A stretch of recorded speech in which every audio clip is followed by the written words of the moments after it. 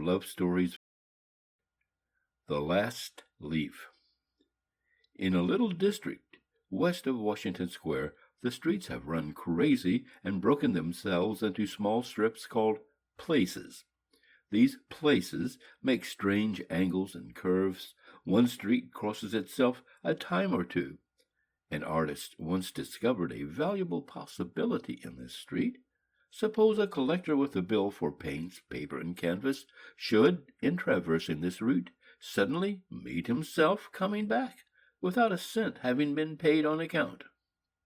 So, to quaint old Greenwich Village, the art people soon came prowling, hunting for north windows and 18th-century gables and Dutch attics and low rents.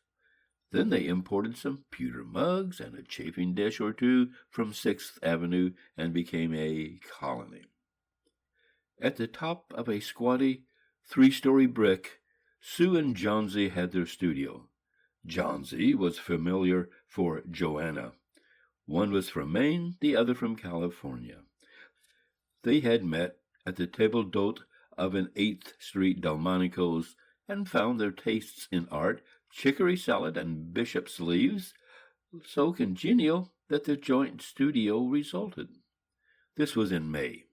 In November, a cold, unseen stranger, whom the doctors called pneumonia, stalked about the colony, touching one here and there with his icy fingers. Over on the east side, this ravager strode boldly, smiting his victims by scores, and his feet trod slowly through the maze of the narrow and moss-grown places.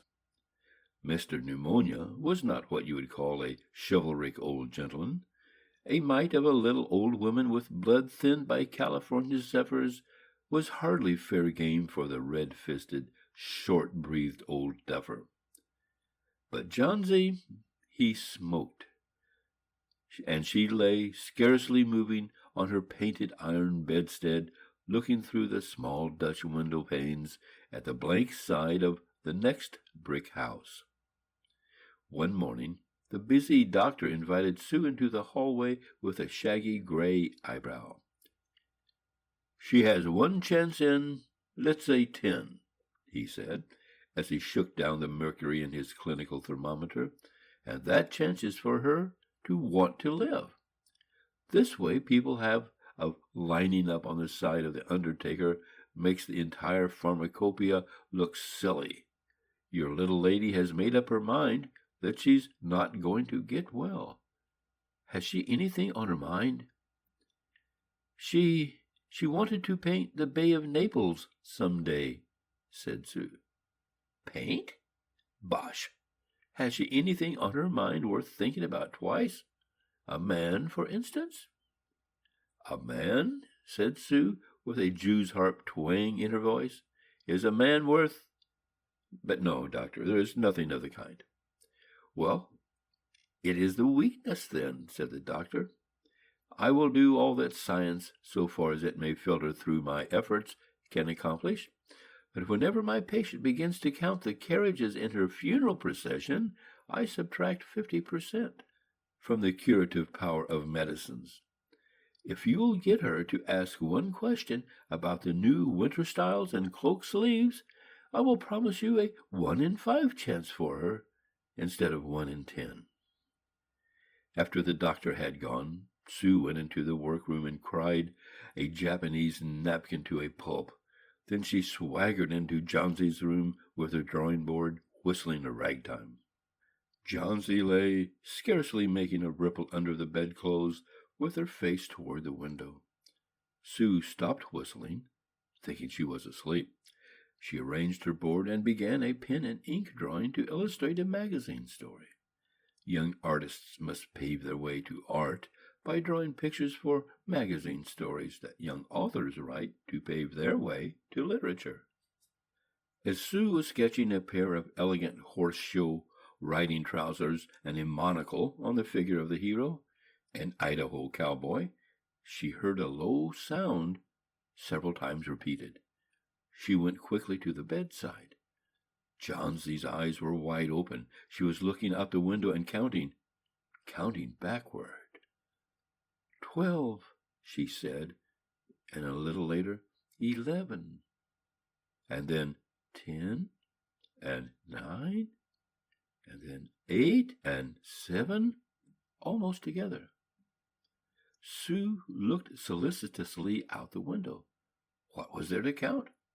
There was only a bare, dreary yard to be seen, and the blank side of the brick house 20 feet away. An old ivy vine, gnarled and decayed at the roots, climbed halfway up the brick wall. The cold breath of autumn had stricken its leaves from the vine until its skeleton branches clung almost bare to the crumbling bricks. "What is it, dear?" asked Sue. 6, said Johnsy, in almost a whisper. "They're falling faster now. 3 days ago there were almost 100. It made my head ache to count them. But now it's easy. There goes another one. There are only 5 left now." "5 what, dear? Tell your Susie." "Leaves on the ivy vine. When the last one falls, I must go too. I've known that for 3 days. Didn't the doctor tell you?" "Oh, I never heard of such nonsense," complained Sue with magnificent scorn. "What have old ivy leaves to do with you getting well? And you used to love that vine so, you naughty girl. Don't be a goosey. Why, the doctor told me this morning that your chances for getting well real soon were— let's see exactly what he said. He said the chances were 10 to 1. Why, that's almost as good as a chance as we have in New York when we ride on the streetcars or walk past a new building. Try to take some broth now, and let Susie go back to her drawing so she can sell the editor man with it, and buy port wine for her sick child, and pork chops for her greedy self." "You needn't get any more wine," said Johnsy, keeping her eyes fixed out the window. "There goes another. No, I don't want any broth. That leaves just 4. I want to see the last one fall before it gets dark.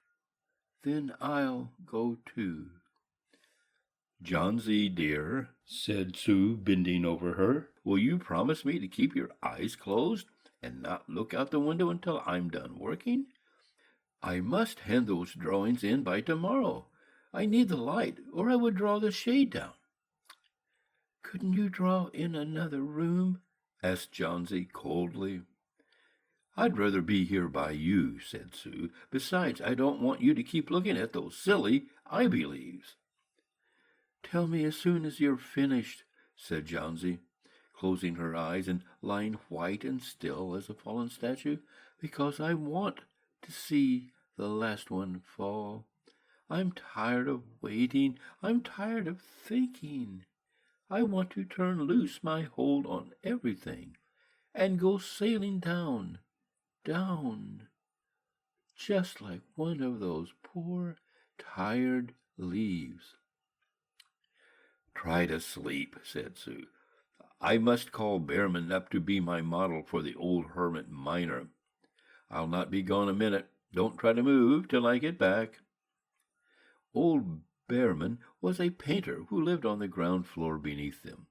He was past 60 and had a Michelangelo's Moses beard curling down from the head of a satyr along the body of an imp. Behrman was a failure in art. 40 years he had wielded the brush without getting near enough to touch the hem of his mistress's robe. He had been always about to paint a masterpiece, but had never yet begun it. For several years he had painted nothing except now and then a daub in the line of commerce or advertising. He had earned a little by serving as a model to those young artists in the colony who could not pay the price of a professional. He drank gin to excess and talked of his coming masterpiece. For the rest, he was a fierce little old man who scoffed terribly at softness in anyone, and who regarded himself as a special mastiff in waiting to protect the 2 young artists in the studio above. Sue found Berriman smelling strongly of juniper berries in his dimly lighted den below. In one corner was a blank canvas on an easel that had been waiting there for 25 years to receive the first line of the masterpiece. She told him of Johnsy's fancy, and how she feared she would, indeed, light and fragile as a leaf herself, float away when her slight hold on the world grew weaker. Old Berriman, with his red eyes plainly streaming, shouted his contempt and derision for such idiotic imagings. "Was," he cried, "is there people in the world with their foolishness to die because leaves they drop off from a confounded vine? I have not heard of such a thing. No, I will not pose as a model for your fool hermit dunderhead. Why do you allow that silly business to come in the brain of her? Ach, that poor little Miss Johnsy." "She is very ill and weak," said Sue, "and the fever has left her mind morbid and full of strange fancies." "Very well, Mr. Berriman. If you do not care to pose for me, you needn't. But I think you are a horrid, old flibbertigibbet." "You are just like a woman," yelled Berriman. "Who said I will not pose? Go on, I come with you. For half an hour I have been trying to say that I am ready to pose. Gott, this is not any place in which one so good as Miss Johnsy shall lie sick. Some day I will paint a masterpiece, and we shall all go away. Gott, yes." Well, Johnsy was sleeping when they went upstairs. Sue pulled the shade down to the window-sill and motioned Berriman into the other room. In there they peered out the window fearfully at the ivy vine. Then they looked at each other for a moment without speaking. A persistent cold rain was falling, mingled with snow. Berriman, in his old blue shirt, took his seat as the hermit miner on an upturned kettle for a rock. When Sue woke from an hour's sleep the next morning, she found Johnsy with dull, wide-open eyes staring at the drawn green shade. "Pull it up. I want to see," she ordered in a whisper. Wearily, Sue obeyed. But lo! After the beating rain and fierce gusts of wind that had endured through the livelong night, there yet stood out against the brick wall one ivy leaf. It was the last leaf on the vine, still dark green near its stem, but with its serrated edges tinted with the yellow of dissolution and decay. It hung bravely from a branch some 20 feet above the ground. "It is the last one," said Johnsy. "I thought it would surely fall during the night. I heard the wind. It will fall today, and I shall die at the same time." "Dear, dear," said Sue, leaning her worn face to the pillow. "Think of me. If you won't think of yourself, what would I do?" But Johnsy did not answer. The lonesomest thing in all the world is a soul when it is making ready to go on its mysterious, far journey. The fancy seemed to possess her more strongly as one by one the ties that bound her to friendship and earth were loosed. The day wore away, and even through the twilight they could see the lone ivy leaf clinging to its stem against the wall. And then, with the coming of the night, the north wind was again loosed, while the rain still beat against the windows and pattered down from the low Dutch eaves. When it was light enough, Johnsy, the merciless, commanded that the shade be raised. The ivy leaf was still there. Johnsy lay for a long time looking at it. Then she called to Sue, who was stirring her chicken broth over the gas stove. "I've been a bad girl, Susie," said Johnsy. "Something has made that last leaf stay there to show me how wicked I was. It is a sin to want to die. You may bring me a little broth now, and some milk with a little port in it, and bring me a hand mirror first, and then pack some pillows about me, and I will sit up and watch you cook." An hour later she said, Susie, some day I hope to paint the Bay of Naples." The doctor came in the afternoon, and Sue had an excuse to go into the hallway as he left. "Even chances," said the doctor, taking Sue's thin, shaking hand in his.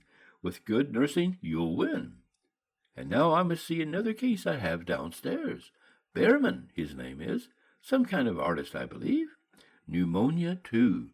He is an old, weak man, and the attack is acute. There is no hope for him. But he goes to the hospital today to be made more comfortable." The next day the doctor said to Sue, "She's out of danger now. You've won. Nutrition and care now, that's all." And that afternoon Sue came to the bed where Johnsy lay, contentedly knitting a very blue and very useless woolen shoulder scarf, and put one arm around her, pillow and all. "I have something to tell you, White Mouse," she said. "Mr. Behrman died of pneumonia today in the hospital. He was ill only 2 days. The janitor found him on the morning of the first day in his room downstairs, helpless with pain. His shoes and clothing were wet through and icy cold. They couldn't imagine where he had been on such a dreadful night. And then they found a lantern, still lighted, and a ladder that had been dragged from its place, and some scattered brushes, and a palette with green and yellow colors mixed on it, and look out the window, dear, at the last ivy leaf on the wall. Didn't you wonder why it never fluttered or moved when the wind blew? Ah, darling, it's Behrman's masterpiece. He painted it there the night the last leaf fell." End of The Last Leaf by O. Henry. Recorded for Love Stories Volume 1 by William Jones, Bonita Springs, Florida.